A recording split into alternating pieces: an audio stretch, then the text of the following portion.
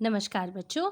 आज हम लोग क्लास 6 के चैप्टर 14 जिसका नाम है ई कॉमर्स की एक्सरसाइज करेंगे इस वीडियो में। तो बच्चों पहले तो एक्सरसाइज करने के पहले हम लोग देख लें थोड़ा सा इस चैप्टर के बारे में, एक बार फिर से रिवाइज कर ले कि इस चैप्टर में हमने क्या पढ़ा था। एक्सरसाइज चैप्टर एक्सप्लेनेशन में हमने क्या पढ़ा था हम यहाँ पर देख लेते हैं, थोड़ा सा हमारे माइंड में आ जाए कि इस चैप्टर के अंदर क्या था। ई कॉमर्स यह पाठ वैज्ञानिक उन्नति की जानकारी देते हुए विद्यार्थियों को इंटरनेट के लाभ तथा ऑनलाइन व्यापार के विषय में बता रहा है। तो जैसा कि यह जो चैप्टर है बच्चों, ई कॉमर्स का आरंभ 1960 के दशक में हुआ था। 1960 के दशक में इसका स्टार्टिंग हुआ था। ई कॉमर्स के इतिहास के ईबे और अमेजॉन के बिना सोचना एक मूर्खता होगी, क्योंकि ये इलेक्ट्रॉनिक ट्रांजैक्शन को शुरू करने वाली एक पहली इंटरनेट कंपनी में से एक है। धीरे धीरे प्रगति के द्वार खुलते गए और 1990 के दशक में ई कॉमर्स ने एक महत्वपूर्ण बदलाव देखने को मिला। आज अमेजॉन के अतिरिक्त अन्य बहुत सारी ई कॉमर्स से जुड़ी हुई कंपनियां हैं जिसके द्वारा हम व्यापार करते हैं। और नॉर्मली हम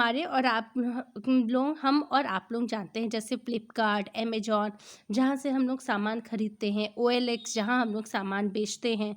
तो ये सारी प्रक्रिया क्या है, ई कॉमर्स के अंदर आती है। ठीक है, आज हम कहीं पे भी बैठ के सामान ईजिली खरीद सकते हैं और बेच सकते हैं। और यहाँ तक कि इंडिया से बाहर, मतलब जिस देश में हम रह रहे हैं उस देश से बाहर के भी प्रोडक्ट को हम इसके माध्यम से मंगा सकते हैं, खरीद सकते हैं, शॉपिंग कर सकते हैं। ठीक है, तो अब हम लोग इस चैप्टर की एक्सरसाइज को करेंगे बच्चों, जिसमें सबसे पहले हम लोग देखेंगे अपने शब्दार्थ को। शब्दार्थ हमें अपनी नोटबुक में करना है। कहाँ करना है? नोटबुक में हमें शब्दार्थ को करना है। शब्दार्थ क्या है हम लोग देख लेते हैं। उन्नति यानी प्रगति, तरक्की, प्रोग्रेस, है ना। आविष्कार, खोज, किसी भी चीज़ का खोज करना, रिसर्च करना, है ना। सहयोग, साथ देना। उत्पाद यानी सामान, जो प्रोडक्ट होते हैं उसको हिंदी में कहते हैं उत्पाद। सुविधाजनक यानी आसान। अकारण यानी बिना कारण के। ठीक है। असीमित मतलब जिसकी कोई सीमा ना हो, अनलिमिटेड।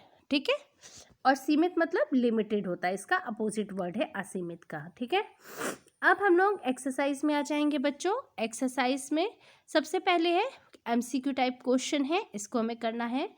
अकारण सामान मंगवाकर हम क्या करते हैं? यानी बिना कारण के, बिना सामान की ज़रूरत के हम सामान मंगाकर क्या करते हैं बच्चों? क्या करेंगे? फिजूल खर्ची करते हैं ना।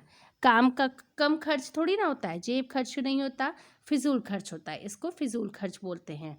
सिक्के के कितने पहलू होते हैं? तो यह एक मुहावरा भी है बच्चों कि सिक्के के 2 पहलू होते हैं। तो उसी मुहावरे के उस जगह पे ऐसा क्वेश्चन आया कि सिक्के के कितने पहलू होते हैं? तो सिक्के के 2 पहलू होते हैं, हर एक सिक्के के 2 पहलू होते हैं, है ना। ऑनलाइन शॉपिंग से किसकी चोरी का खतरा बना रहता है? तो बच्चों ऑनलाइन शॉपिंग से क्रेडिट कार्ड के चोरी का खतरा बना रहता है। ठीक है, 2016-17 में ऑनलाइन बाजार में कितने प्रतिशत की बढ़ोतरी हुई? तो बच्चों ऑनलाइन शॉपिंग में 2016-17 में 19% जो है बढ़ोतरी हुई थी, बाजार में बढ़ोतरी हुई थी, लोगों ने बहुत ज़्यादा शॉपिंग करना शुरू कर दिया था। ठीक है, अब आते हैं हम लोग भाषा की बात में, यानी हमारा व्याकरण पोर्शन। अब यहाँ पे देखिए, नीचे लिखे वाक्यों में से समुच्चय बोधक शब्द छांटकर वाक्यों के सामने लिखिए। अब पहले कैसे हम समुच्चय बोधक शब्द छांटेंगे? हमें समुच्चय बोधक जब पता होगा तभी तो हम छांटेंगे ना कि समुच्चय बोधक शब्द है क्या, इन सेंटेंस में कौन सा शब्द जो है वो समुच्चय बोधक है, किसको हम लोग कहते हैं। तो ये जानने के लिए ऊपर इस बॉक्स को पढ़ेंगे और समझेंगे बच्चों कैसा समुच्चय बोधक क्या होता है। तो अब हम लोग देखें, वे अव्यय शब्द वाक्य के विभिन्न घटकों को जोड़ने का कार्य करते हैं, उन्हें समुच्चय बोधक अव्यय कहा जाता है।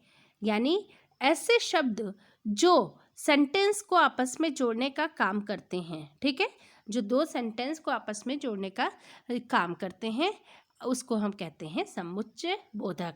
अब जैसे यहाँ पर मनुष्य बैलगाड़ी और घोड़ा गाड़ी, यानी दो यहाँ संज्ञा है, बैलगाड़ी घोड़ा गाड़ी, इन दोनों को जोड़ करके एक सेंटेंस बनाना है। से हवाई जहाज तक पहुँच गया, तो यहाँ पे और अव्यय है, समुच्चय बोधक है। अपने जूते, जैकेट या कोई अन्य, यानी दो अव्यय बच्चों, संज्ञा अव्यय होता है जिसमें कोई चेंजेस नहीं होता, अव्यय में कभी परिवर्तन नहीं होता, तो संज्ञा में कोई चेंजेस नहीं होता है, ठीक है। तो यहाँ पर जैकेट या कोई अन्य सामान, मतलब कई चीज़ों के बीच में आपस में जोड़ने के लिए, ये सेंटेंस को जोड़ने के लिए या भी लगाया गया, तो या अव्यय समुच्चय बोधक है। ऑनलाइन शॉपिंग से फिजूल खर्च बढ़ता है, तो क्योंकि फालतू सामान आ जाता है, क्योंकि जो है ये भी हमारा समुच्चय बोधक है। क्यों है? क्योंकि इसको और इसको जोड़ने का काम कर रहा है। ऑनलाइन शॉपिंग से क्रेडिट कार्ड खो जाने का खतरा रहता है, इसलिए सावधानी बरतनी चाहिए। अब देखिए यहाँ पे भी दो सेंटेंस को आपस में जोड़ रहा है, इसलिए के माध्यम से। तो ये जो सारे सेंटेंस है, इसमें और, या, किंतु, इसलिए, ये सारे जो है समुच्चय बोधक हैं, ये किसी न किसी चीज़ को एक दूसरे से जोड़ने का काम करते हैं, इसलिए इसको समुच्चय बोधक कहा जाता है, ठीक है। अब नेक्स्ट है कि समुच्चय बोधक और भी यहाँ पे शब्द हैं, इससे आपको सेंटेंस बनाना है। नीचे दिए गए समुच्चय बोधक अव्यय से वाक्य बनाइए। जैसे कौन कौन से हैं? तथा, लेकिन, क्योंकि, इसलिए। तो तथा कैसे? पिताजी आए तथा माताजी चली गई, है ना। इस तरह से ये तथा शब्द लगा करके हमने सेंटेंस बनाया। अब लेकिन, ऐसा सेंटेंस जिसमें लेकिन शब्द का प्रयोग हो। मैं तुम्हारे घर आ जाता, लेकिन मुझे ज़रूरी काम आ गया, ठीक। अब फिर है नेक्स्ट, क्योंकि। मनोहर विद्यालय नहीं आया क्योंकि वह बीमार है, ठीक है। अब यहाँ देखिए दो सेंटेंस है, विद्यालय नहीं आया एक अलग सेंटेंस, क्योंकि वह बीमार है दो सेंटेंस, वह बीमार है दो सेंटेंस। तो इन दोनों को जोड़ा किसके माध्यम से? क्योंकि लगा करके इन दोनों को एक सेंटेंस बना दिया गया, ठीक। अब इसलिए अच्छे अंक पाने हैं एक सेंटेंस, और कठिन परिश्रम करो दो सेंटेंस। तो दोनों को इसलिए के लगा करके इसके माध्यम से जोड़कर एक सेंटेंस बना दिया गया। कैसे बना? अच्छे अंक पाने हैं इसलिए कठिन परिश्रम करो। तो यानी समुच्चय बोधक का मतलब यहाँ फिर से वही समझ में आता है कि समुच्चय बोधक का मतलब दो संज्ञा को या दो सेंटेंस को आपस में जोड़ने का काम करने के लिए जिन शब्दों का प्रयोग किया जाता है उन्हें हम समुच्चय बोधक कहते हैं। अब देखिए नेक्स्ट है, क्या नीचे दिए गए शब्दों में से मूल शब्द तथा प्रत्यय अलग करके लिखिए। जैसा कि मैंने पहले भी और चैप्टर्स में बता रखा है, प्रत्यय और आपने उपसर्ग पढ़ा है कि प्रत्यय क्या होता है। प्रत्यय किसी भी शब्द के पीछे लगकर उसके अर्थ में थोड़ा सा बदलाव कर दे, उसको हम लोग प्रत्यय कहते हैं, ठीक है।